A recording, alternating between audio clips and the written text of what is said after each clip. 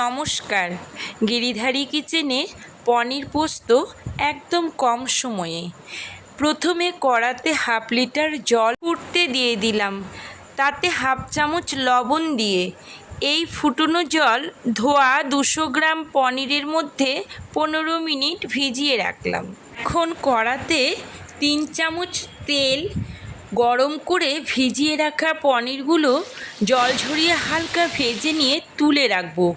এবারে কড়াতে 2 চামচ তেল দিয়ে 3টে কাঁচা লঙ্কা আর বেটে রাখা আদা লাল লঙ্কা জলে গুলে দিয়ে মিডিয়াম আঁচে তাতে হাফ চামচ লবণ, আন্দাজ মতো হলুদ, চিনি দিয়ে 1.5 মিনিট কষে নিয়ে 1 চামচ পোস্ত বাটা দিয়ে নাড়াচাড়া করে নেব।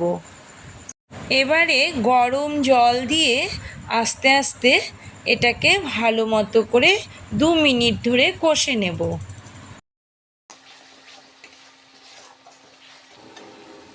এবারে গরম জল দিয়ে ফুটে এলেই দিয়ে দেব পনিরগুলো।